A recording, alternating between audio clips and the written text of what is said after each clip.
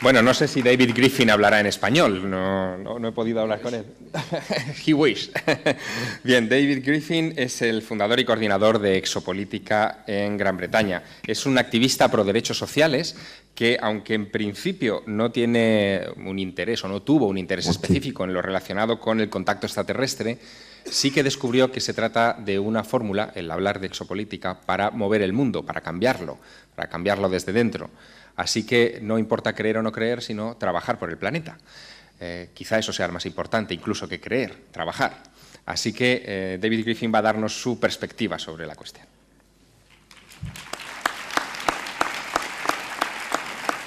Hola, buenas tardes.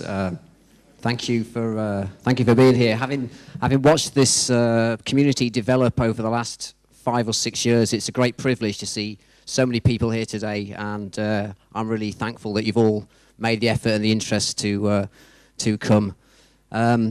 We've all, as Freddie said, we've all got different ideas about the national sites that we've run. We don't always agree on everything, and so I've taken the liberty of changing my talk a little bit after what we heard yesterday about some of the things that Bob Dean said and secret space fleets and things. Then I'm not going to. It's still going to have a UK definition to it, but I've changed a few things because I think there's a few issues that come to light given what we heard yesterday. So I want to mention those. Anyway, yeah, my name's David Griffin. I set up the UK initiative in 2006. It was the first national site outside of the American continent, and really has developed quite quickly. And we've got a good group of people now that are involved in the UK. So I just wanted to give an idea just quickly of what exopolitics has grown to sort of mean to me, just on a sort of basic fundamental level. I'm quite interested in the way exopolitics has grown as a concept, and we've seen it sort of blossom in the last few years. So one point that always comes to mind when I think about exopolitics is this idea when politicians are asked about the UFO issue, and this has happened for sort of a good decade or two now. In fact, this happened with Obama quite recently. While Obama was being elected, a White House journalist, I think it was, asked the question about the UFO ET issue. And asked what Obama was going to do about it, and Obama gave the classic reply, which is we have to deal with the situation down here before we can deal with the situation up there. And I think this comes to the core of what exopolitics is about. That it's about dissolving these boundaries. That there is no difference between down there and up here. And essentially, we're dealing with trying to dissolve that idea so we can work the two together. That terrestrial problems can in fact be dealt with by looking into the whole area, free energy, space exploration that exopolitics deal with. And that includes like dissolving the difference, the boundary between terrestrial and extraterrestrial, human versus alien, and ultimately self and other. And the reason exopolitics attracted me in the first place, perhaps more than the straight UFO field, was because I could see the way that it pulled in these multiple areas and wasn't afraid to deal with the multiple areas. We say it often works on a sort of a parallel processing level. It's a multidisciplinary approach, and I think that's we're living in a complex era. It's a complex cultural time, and we need a discipline that does just that and isn't afraid to pull in these different areas. Whether it's something strange as mythology and also new physics, exopolitics has done really well in pulling these areas in and focusing it through the lens of the ET and UFO issue. The other point I thought was really interesting that's mentioned now and then, if you look at the various polls that come out, when the public are actually asked about, what's their acceptance or their belief in ET, UFO issues, it usually comes around about, last few years, last decade or so, it comes out around about 2/3 or 70%, like the Roper poll. And I just wanted you to think about what other area where you've got 70% public belief in something is excluded from the main cultural institutions such as higher education, and maybe insofar that inertia, that reluctance to take hold of the ET UFO issue, it says something more. Contradictorily, it may well mean that this is a pertinent issue, and that's why this issue is about to break through. In fact, the one area that's actually dealing with this properly, I think, at the moment, and hopefully leading the way is Michael Saller's Exopolitics Journal, which I'm also a contributing editor to. So if you want to have a look at some good articles, have a look at the Exopolitics Journal site. So yeah, just focusing on the UK briefly then. Nick Pope covered this, so I'm not going to go into huge amount of detail, but really interesting that the UK was a focus in 2008 of huge world reports in the press, because we had the sightings basically rapidly increased. In 2009, we're looking at a situation where, yet again, reported sightings are actually going to double. If you go back to 2008, there's a page from the UK site, and we had a huge debate, comments, feedback on the forum regards UFO sightings. And really, 2008 was a huge area with some great cases. If you go to the UK site and have a look at that thread, particularly, you'll see some really interesting feedback.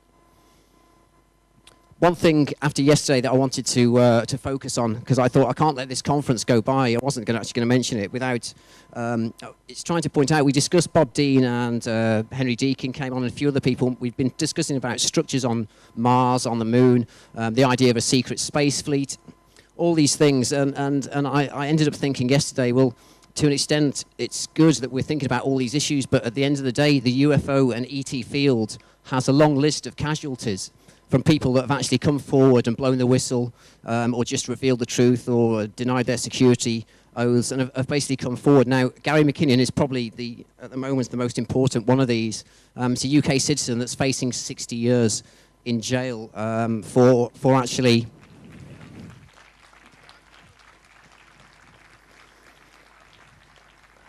Yeah, Gary's facing 60 years at the moment when in fact the British government were hoping to, he was actually going to get a very basic, what we call a community service order for what he did, but it seems the Americans are not playing ball with this. So the poor guy's had 7 years of being, having constant court dates.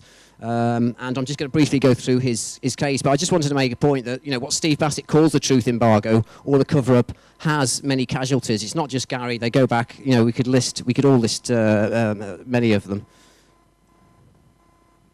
So Gary's case, some of you may know about this, but basically Gary began looking into this issue, the free energy issue, because in Britain, in around about the year 2000, we had a big problem with high-cost energy, and we got the situation where elderly people were actually having to decide whether they could turn their heating on in the day, or actually decide that they wanted to eat. It was getting that bad, that energy was costing that much.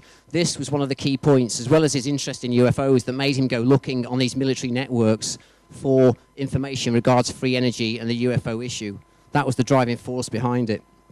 He accessed several military networks, government networks like NASA, the Pentagon, etc., and ultimately was found out in 2002 and arrested by the British High-Tech National Crime Unit. And as I mentioned, since then there's been this 7-year struggle to actually extradite him for his, what they call hacking, but really he admits he's no genius. It was pretty easy.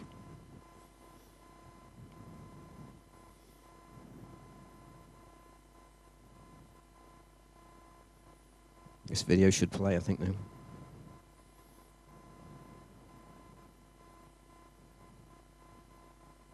We've got some sound. Any sound?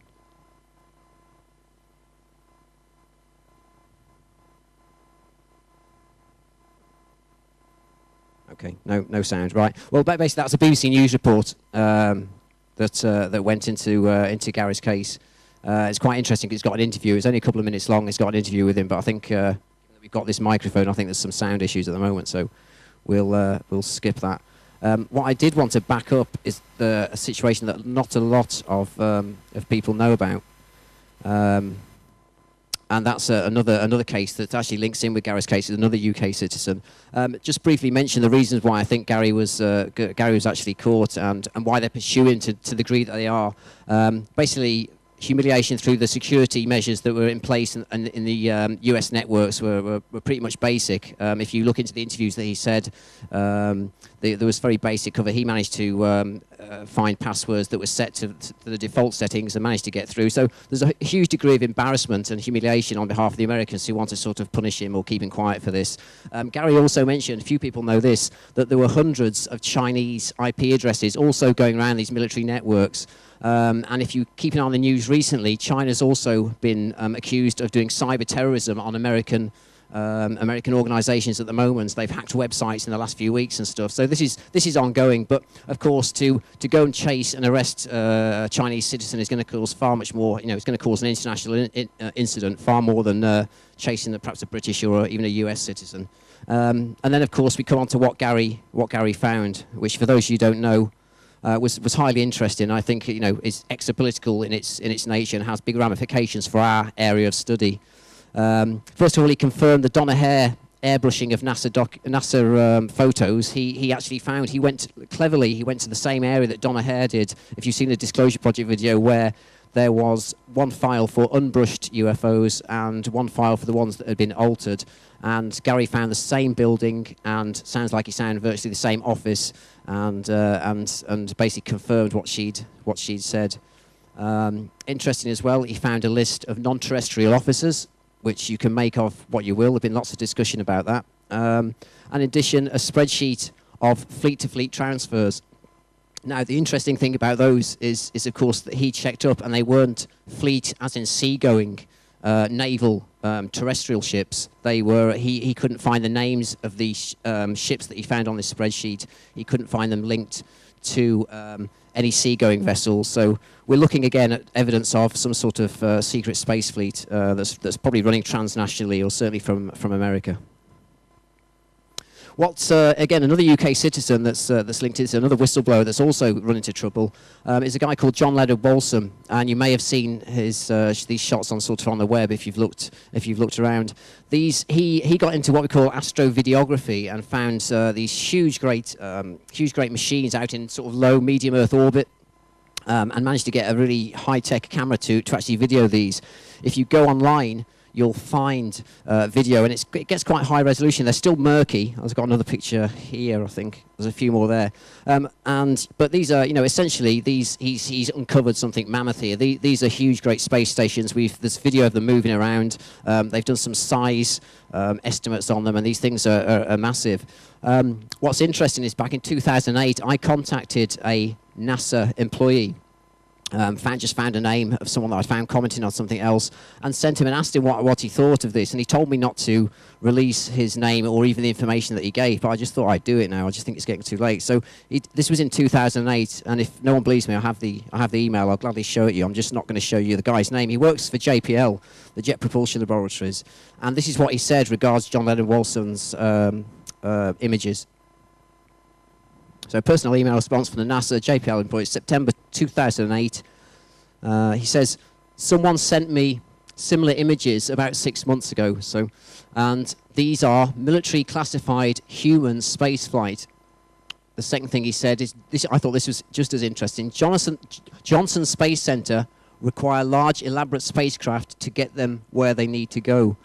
So again, you know, straight from the horse's mouth, from a JPL NASA employee, we have something that backs up what we were discussing on Saturday with regards to secret space fleet and maybe the Mars stuff, and also what Gary McKinnon found, again feeding into these images that this British astrovideographer found.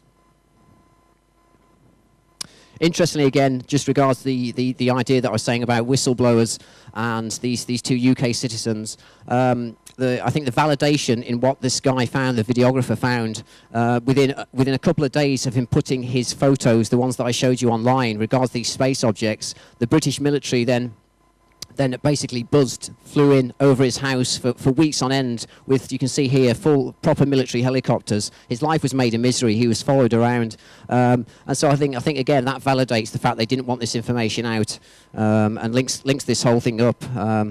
It's just making the point that some of these people are putting certainly their lifestyles on the line, if not their lives, with regards to releasing this information. So. regards to the UK, then I just wanted to just sum up with I mean, Nick Pope's covered a lot of this, and he mentioned the file release in the UK, which has been really good and really quite useful. I've just said that the following points have left, I think, Britain in a great place for sort of 2009, 2010.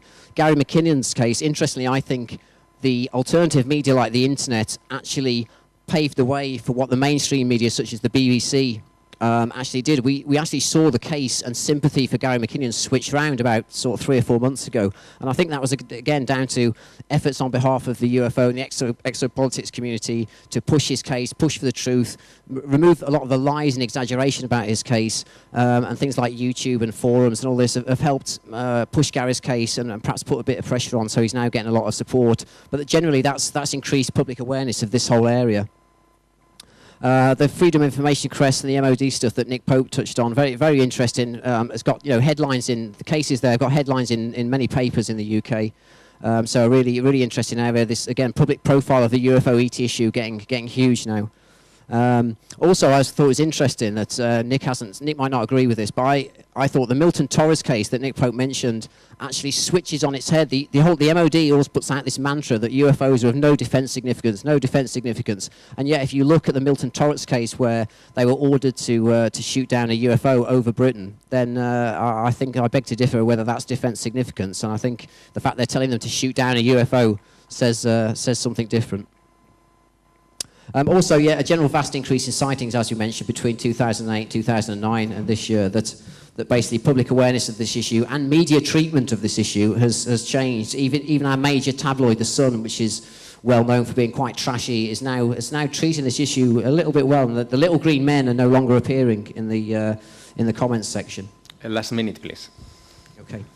So yeah, this last slide anyway. So I've just put in the evolution for the UK, the evolution of the exopolitical issues, that the UK could act as a release valve for the USA. In other words, like sometimes we're seen as a testing ground for the USA, and things happen here before they happen in America.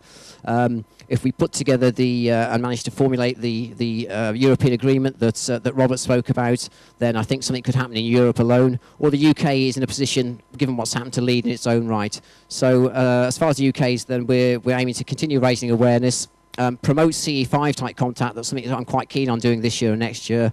Implement some of the structures, if we can, in the European Declaration, which we've read out. And continue encouraging education and media organisations to take up this case. So that's it from me. Thank you for listening.